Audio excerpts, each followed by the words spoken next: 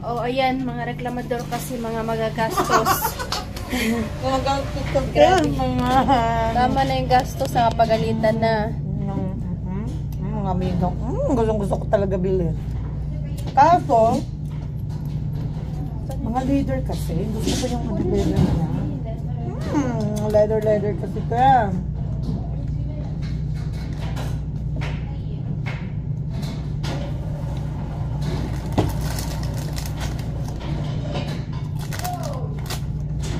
Kain tayo. Yung mga bayani nandun pa. Ay, naku. Ay, takip tayo. Ayan.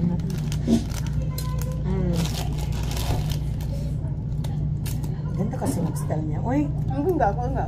Ayun na nga. Kasi ayoko na ng puro na ako black. Ayan, pwede mo rin yung shirt lang. Diba?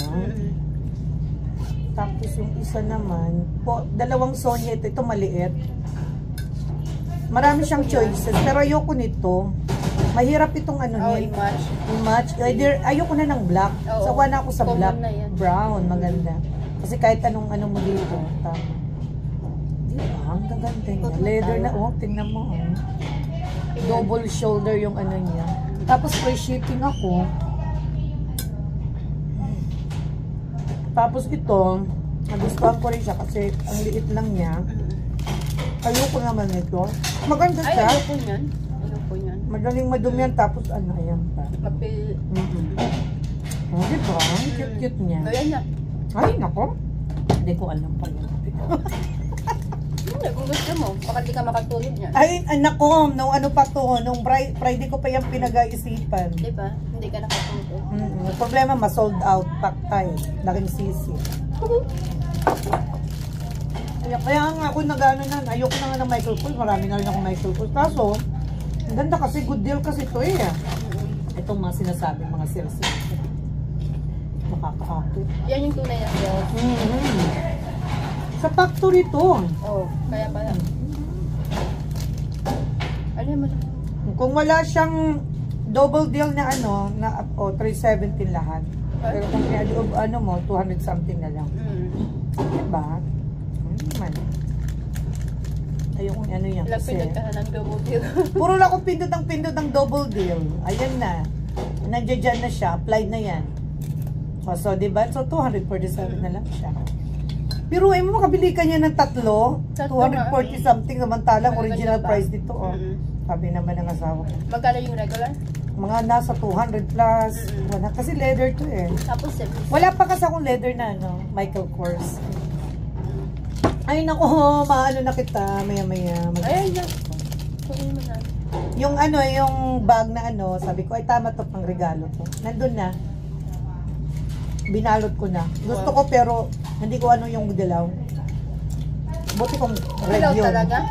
Hindi mustard? Parang siyang mustard. Ay, dilaw na dilaw. Ay? Si Marites, gustong sunyayin na niya. Ganitong kadilaw na. Okay lang. Ganito. Hindi siya may... Maganda yung YSL mo. Yung gusto ko mustard. Hindi siya bright, no? Sama nung Naku, bahala kayo. Hala, magpakabayani kayo. Wala kayong kain. Ay, naku, itong cookie ko na naman Lunes ngayon ha. Abutan pa yun ng Friday. Oo. Yan lang yan. Sabi na, dito daw tayo sa fast food. Bakit hindi ito mataba? Kasi yan na nga. Yan, mga overwork na. Overwork na nga. Nangayayat na. Sobrang kabayanihan. Ano ba yan?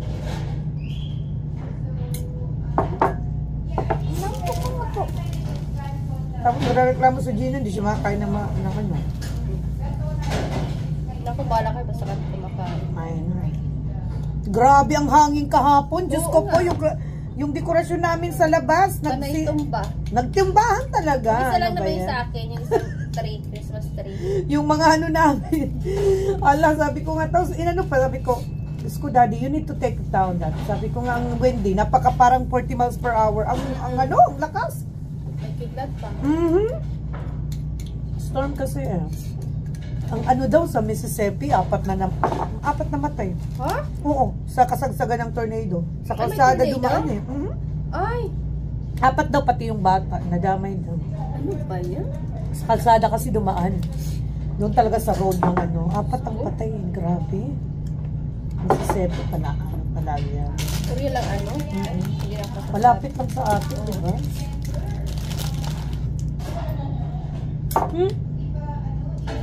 Nag-start na ngayong ano nang baha. Saan? Sa driveway namin, puro baha. Oo, kasi ano ng tubig. Oo, puro umulan ng umulan. Yeah. Buti nga inayos na yung mga daan dyan sa atin. Hindi na bumaba masyado. Hindi na, kasi may mga yung drainage nila, Oo. pinano nila, Yeah. inayos. Pati sa amin din, oo. Mga bagong ano nang ano ba to? Nakakasuka naman tong mga to. Bababoy ng mga ano Oo, ba na? mga ano? Sko. Naku, wala saan ba kumain?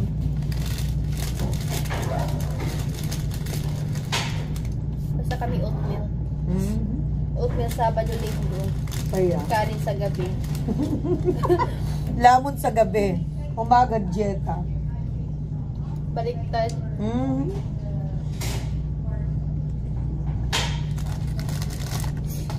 Gaano kahaba yung gamit mo? Hanggang dito. Kasi ano siya eh. Oo. Pero dito maiksi. Oo. Saka shoe. Maganda ano yun. Ano yung sandals ko? Meron ako doon yung pink cross na ano pala. Pero open siya, maganda. Sabi ng mga asawa ko, yeah, I like that. Sabi ko, Daddy, ano model na naman yan. Sabi ko, saan ba yung maganda? Yung closed shoes or ano? Sabi niya, I like the open too. Ano rin yan, pagdating sa bagay, yung ano siya, yung ano sa akin. Ang okay. Sabi niya, where you going? Oo nga. Sabi ko, may party kami sa Sunday sa Sabi- Phil. sabi Do you have a sa new asawa dress ko. again? Sa asawa ko sa Oh my. Christmas. Mm-hmm. Sabi niya, dito sa bahay? Hindi, sabi ko, sa ano yan, sa Hotel. Oo. Hotel. Magsusot yan dito sa bahay? Ay, nakakapagod. Hindi ko magaganyan lang ako sa pamamahay ko. Buti kung pandemic, di tayo makalabas-labas kaya nagde-dress ako. Ay. Parang ano? Ayun yung problema sa atin. Pagdating sa ngayong part, hindi talaga natin maiwasan ng hindi tayo makaano. Wala na kayong oras. 51 na. Maya may tao na kayo.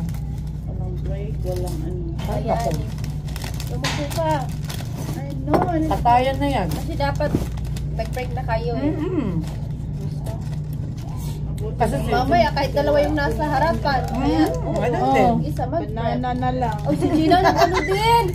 Uy, si Gina, tingnan mo. Oh, nagbanana siya. Gina, hindi ka Nag-dieta yan rin siya. nabubusog. Huwag ka maingay Ano dyan. ka ba, Gina? Kasi sa reaction kumakain ka heavy. Oo. Huwag naman ganyan. Grabe si Gina. Baby. Tapos ngayon, no, wala na siyang time. Rice. Hindi At least yung- ginawa mo yan, hindi yan kay Abby, ha? Hindi mo yan leftover. Oo. Katalo. Uy, tingnan niyo si Gina. Galutin na sila. Ah, excited talaga si Gina. Gina, excited. Siyempre, ilang years na hindi nakita niyo ba? Ng kapatid mo?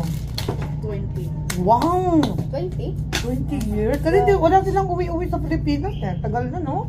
Di pa umuwi ka sa Pilipinas kasama si Abby? No? Wala, hindi sila umuwi. Ay, saan Kahit ka pumunta di nun? pa di pa pinanganak si Abby, wala, hindi rin siya nakauwi. Sa ibang lugar Umuwi yan. ako. Ibang lugar yun. Umuwi ako ng 2003. 2003. Wow, grabe. Yun ang pinakalas Gina, ng uwi sa 2003 Pilipinas. ka? Third year high school pa lang ako. Ay, fourth year siguro. Fourth year. 2003 na 3, ano 4. ba yung Oo. yung buwan? Fourth year. March na yun? Hindi. College na tayo noon. Hindi pa ako. Ay ako, 1999 ako umalis sa Pilipinas eh. 96 ako nagkatapos ng high school. 97, 98, 99. So after third year college lang ako, umalis na agad ako sa Manila. Hindi pa ako. 2000. Kasi bento sa 2000 akin ako to. nag-graduate ng high school. Bento sa akin ng oo, kasi ano pa lang si Pariente pala. Akala ko eh. Hindi ka pa pala 40s ano. Wala ka pala sa club namin. No? Wala. Wala pa ako sa wala. Oo, ano ako noon, college na ako. Umalis na ako noon, time na yon ng ano. No. 2000 nasa Manila na ako. 2002 na ano ka na yan? Ako nasa Manila na. Graduate ka Nag-a-apply na ako nun. Hindi ka nag-graduate ng college kasi huminto. Hindi nga.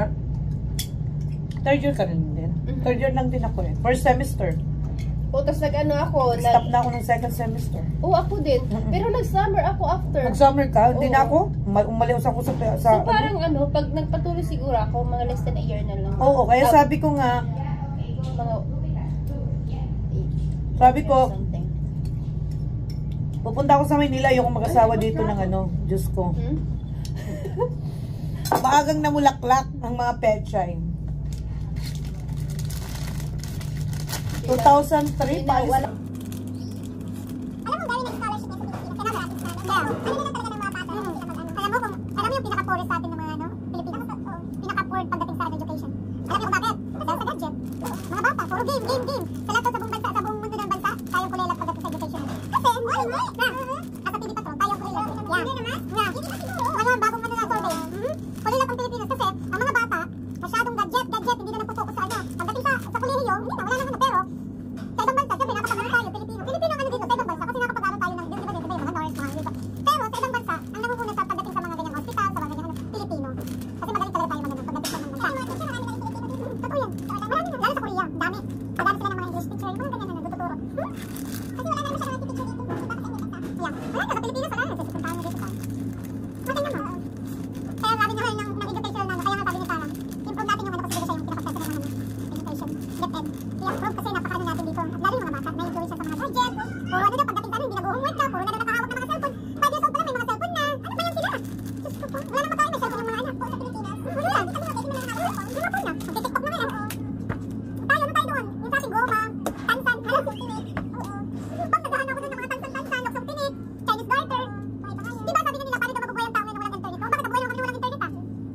Patintero, di ba? Luksong Tinik. Oo, as in talaga yung ano, wala na. Kasi lahat tayo nakaano na sa gadget, internet. Yung mga bata ngayon talaga sa Pilipinas, makikita mo, mga elementary. Diyos ko, wala nang ginawa. Instead na mag-aral, wala. Puro laro. Lalo na yung mga, ano yan, ML na yan, Diyos ko po. ML, nakakadik yan. Ano ba yan? Yung ano, Mobile Legends. Laro nila na. Oo, parang tapos ginagastos ang panila yan, para lang manalo naman, di ba? Di ba dati tayo ng sabon? Kasi nga, kasi illegal yun. Diyan nalulong ang pinsan ko. Ang nagsabon dito. Salpo siya ng sarili niyang kapatid na pera. Tapos alala mo, yung online sabong na yan, yung babae, binenta yung anak para lang makano. Therapy ko muna. Ang dami dyan. Tapos yung iba, nagpapagamit lang para mabili silang ano. Diyos ko, ginawa ng katawan yung ano niya. Ang sabong na yan. Ano ba sila alam mo sila namumuno daw, yan yung asawa ni Gretchen Barita. Si Ang, alam niyo si Ang, yamin yung ano. Nag-ano, di ba